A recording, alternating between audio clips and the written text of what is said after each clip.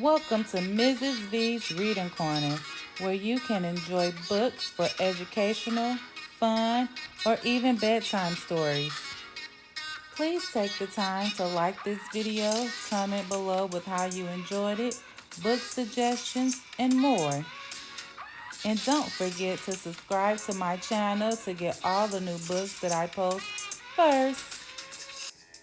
Cowboys by Lucille Recht Penner, illustrated by Ben Carter. What can we learn about cowboy traditions? If you were out west about 100 years ago, you might have heard of a cowboy yelling, "Taya yippee!" as he rode across the plains. What was it like to be a cowboy way back then? Cowboys lived on cattle ranches. A ranch had a house for a rancher and his family, barns for animals, and a bunkhouse where the cowboys slept. The rancher owned thousands of cattle. They wandered for miles looking for grass and water. Twice a year, the cowboys drove all the cattle together. This was called a roundup. The cowboys counted the baby calves that had been born since the last roundup. The biggest cattle were chosen to sell at market. A roundup was hard work. The cattle were wild and fast. They had long, sharp, dangerous horns. Cowboys called them longhorns. If you made a longhorn mad, it would charge at you. A cowboy didn't want to get close to an angry longhorn, so he made a loop at the end of his rope. Then he twirled it over its head and let it fly. When he caught the longhorn, he could tell that it belonged to his ranch. How could he tell? It was easy. Each rancher put a special mark called a brand on his cows. Baby calves didn't have brands yet. They didn't need them. A baby calf always followed its mother. Each ranch had its own name and its own brand. The rocking chair ranch brand looks like a rocking chair. The Flying V Ranch brand looked like this. After the roundup was over, it was time to sell the longhorns. That meant taking them to big market towns. Back then, there were no roads across the wild plains, only dusty trails that cattle had made with their hooves as they trampled along. Some trails were 1,000 miles long. Since cattle could only walk 15 miles a day, the long, hard trips often lasted months. It was called a trail drive. There was a lot to do to get ready. At the beginning of a trail day, one cowboy rode out in front of the herd. "Come on, boys," he called to the cattle. A few big longhorns started after him. They bellowed and swung their heads from side to side. Other cattle followed, and soon they were all on their way. Cattle didn't like so much walking. After a while, they wanted to turn around and go home. Cowboys rode up and down the sides of the herd to keep them in line. A few cowboys rode at the end of the herd to make sure no cattle were left behind. It was hot on the trail. Cowboys wore hats with wide brims to keep the sun out of their eyes. When it rained, the brims made good umbrellas. Around their necks, cowboys wore red bandanas. When it got dusty, they pulled the bandanas over their noses.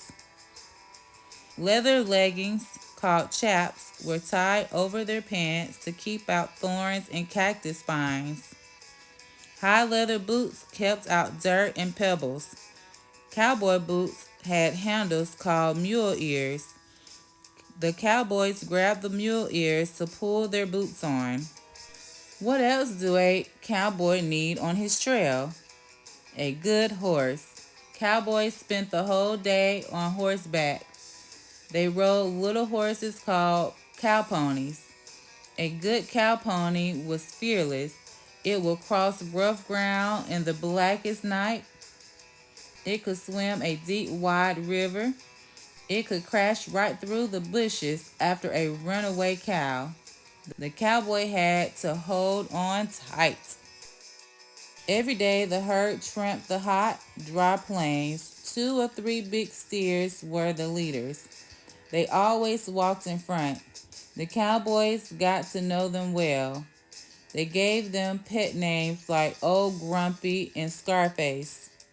Cows could get in trouble. Sometimes one got stuck in the mud. The cowboy roped it and pulled it out. A cow might get hurt on the trail. A cowboy took care of that too. At night, the cowboys stopped to let the cattle eat, drink, and sleep. It was time for the cowboys to eat too. Cookie had a hot meal ready for them. That's what cowboys called the cook. Cookie drove a special wagon called the chuck wagon. It had drawers for flour, salt, beans, and pots and pans. A water barrel was tied underneath. Cookie gave every cowboy a big helping of biscuits, steak, gravy, and beans. He cooked the same meal almost every night, but the cowboys didn't mind. It tasted good. There were no tables or chairs, so the cowboys sat right on the ground. After dinner, they played cards or read by the flickering light of the campfire. The nights were chilly and bright with stars. But the cowboys didn't stay up late. They were tired. At bedtime, they just pulled off their boots and crawled into their bedrolls. A cowboy never wore pajamas. What about a pillow? He used his saddle. Trail drives were dangerous.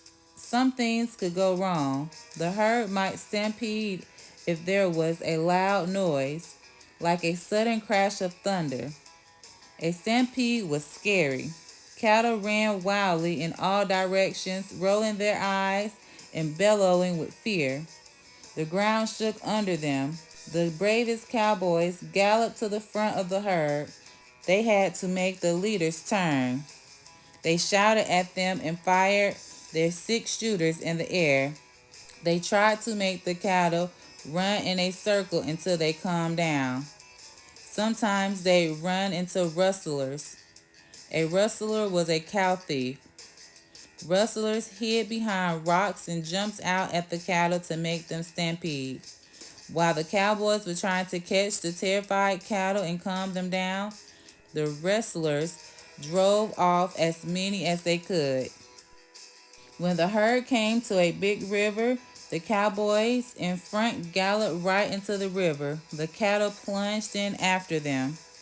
The cattle swam mostly underwater.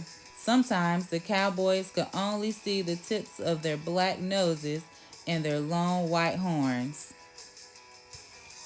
Most cowboys didn't know how to swim. If a cowboy fell into the water, he grabbed the horse's tail and held on tight until they reached shore. Trail drives often went through Indian territory.